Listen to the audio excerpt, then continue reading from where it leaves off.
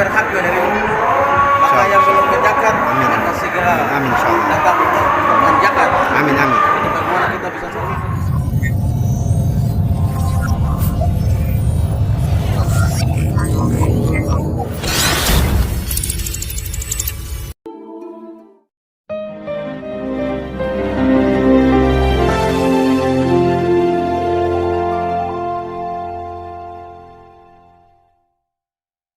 Kalau orang tidak mengeluarkan zakat, maka saat itu dia terancam dengan ancaman yang sangat pedih. Di antaranya yang Allah sebutkan di dalam Al-Quran, surat At-Taubah ayat 34 sampai 35.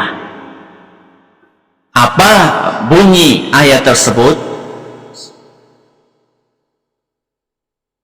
Kata Allah Subhanahu wa ta'ala, وَالَّذِينَ يَكْنِزُونَ الذَّهَبَ وَالْفِضَّةَ, dan orang-orang yang menimbun, menyimpan emas dan perak. Nyimpan emas dan perak boleh enggak? Boleh, enggak apa-apa. Jangan punya simpanan emas dan perak enggak apa-apa. Tapi yang enggak boleh kelanjutannya, وَالَّذِينَ يَكْنِزُونَ الذَّهَبَ وَالْفِضَّةَ وَلَا يُنْفِقُونَهَا فِي سَبِيلِ اللَّهِ, tapi orang tersebut enggan untuk menginfakkannya, mengeluarkannya di jalan Allah, enggan untuk menzakatinya, cuma sekedar menimbun dan menimbun saja. Fabashshirhum bi'adzabin alim, maka kabarkanlah kepada mereka bahwa mereka akan mendapatkan siksaan yang pedih. Apa siksaan tersebut? Siksaan tersebut Allah sebutkan di dalam ayat yang ke-35, ayat berikutnya. Yauma yuhma 'alaiha fi nari jahannam. Apa bentuk siksaannya wahai Rabbi? Bentuk siksaannya adalah emas dan perak yang mereka timbun tersebut akan dibakar sampai meleleh di neraka jahanam. Ya, emas peraknya yang sampai menggunung itu, yang didepositkan atau yang disimpan di rumah dan itu tidak dizakati, akan dilelehkan di atas neraka jahanam. Setelah dilelehkan buat apa? Fatukwa biha jibahuhum, kemudian oleh Allah Subhanahu wa ta'ala akan disetrikakan ke dahi mereka, mukanya disiram dengan lelehan tersebut. Cukup mukanya?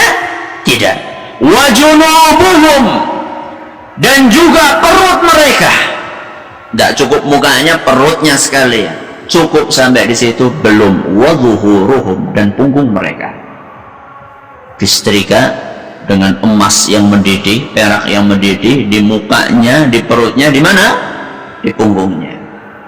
Sudah merasa kesakitan seperti itu, Allah berfirman, hadza ma kanastum li anfusikum, inilah dulu buah dari yang kalian timbun untuk diri kalian sendiri,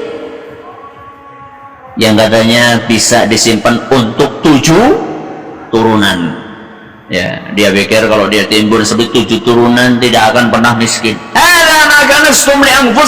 Inilah yang dulu kalian timbun untuk diri kalian sendiri. Fadhuku ma kuntum taknizun, maka rasakanlah akibat dari apa yang kalian timbun.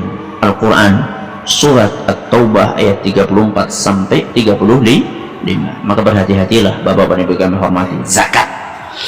Zakat ini wajib dikeluarkan.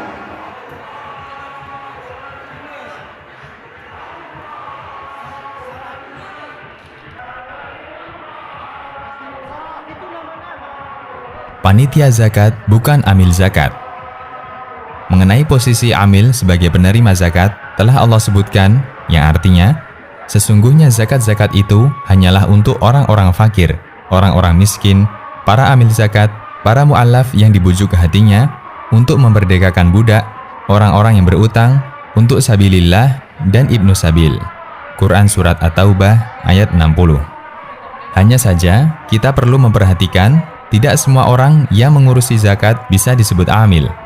Terkadang seorang pengurus zakat hanya bisa disebut wakil. An-Nawawi pernah menyebutkan, Imam Syafi'i dan para ulama Syafi'iyah rahimahumullah mengatakan, jika yang membagi zakat adalah muzaki sendiri atau wakilnya, maka jatah amil telah gugur dan wajib diserahkan ke 7 golongan penerima zakat lainnya. Al-Majmu'. An-Nawawi menyebutkan bahwa zakat ada kalanya dikelola amil, muzaki sendiri, atau wakilnya. Berarti pengurus zakat selain muzaki tidak hanya amil, termasuk juga wakil. Kepentingan kita dengan hal ini, kita hendak menyimpulkan bahwa untuk bisa disebut amil, pengurus zakat harus memiliki kriteria tertentu.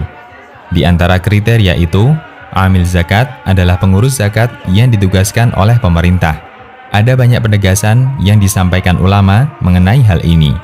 Di antaranya, 1. Keterangan Asy-Syaukani, yaitu penulis Nailul Autar.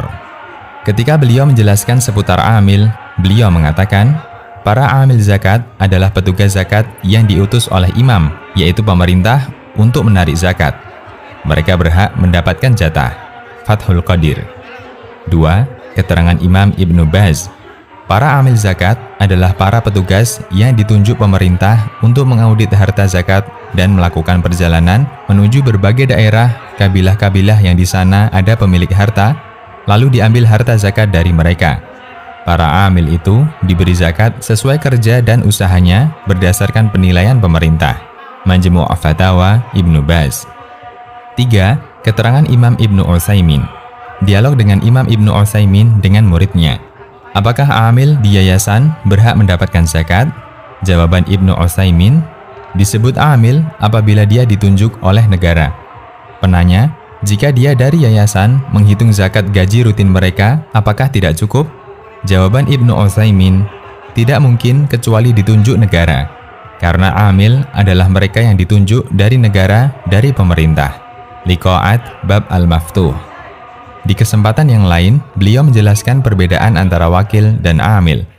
Beliau mengatakan, para amil zakat, mereka adalah orang yang ditunjuk imam, yaitu pemerintah, untuk menarik zakat dan membagikannya kepada mustahik zakat.